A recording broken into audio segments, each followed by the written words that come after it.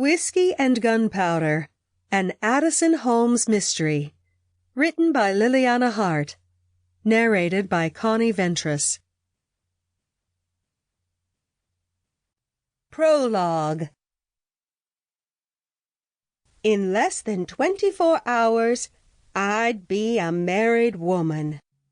I was no Meghan Markle, but this wedding was kind of a big deal. The Whiskey Bayou Gazette had dubbed it the wedding of the decade. If you read past the headline, it was apparent that it was more for titillation than because it was a BFD, as my Aunt Scarlet liked to remind me. It had been alluded to that my hasty nuptials were due to the fact that I was in the family way, which was the Southern way of saying I got knocked up. I'm not, by the way.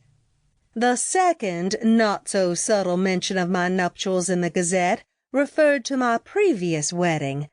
200 people watched me get stood up at the altar the last time, so it seemed like overkill to me to mention it again, but news was slow this time of year.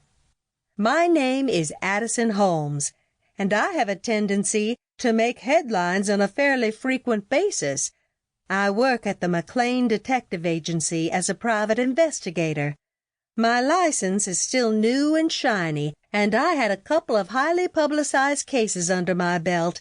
My skills were improving, and mixing skills with sheer dumb luck seemed to be a winning combination, and my near-death experiences were getting fewer and farther between.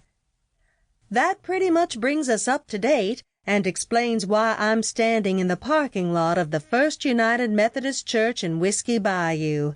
My friend, bridesmaid, and sometime sidekick, Rosemarie Valentine, was with me, along with FBI Special Agent Matt Savage. It was hard to go anywhere without Rosemarie. She was like a puppy, though she was mostly house-trained.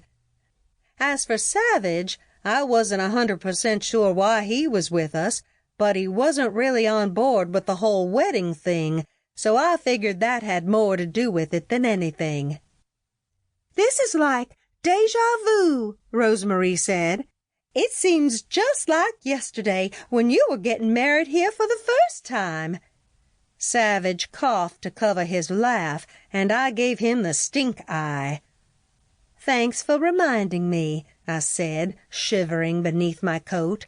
I was almost positive my shivers had everything to do with the weather and not the feeling of impending doom. Almost. Sample complete. Ready to continue?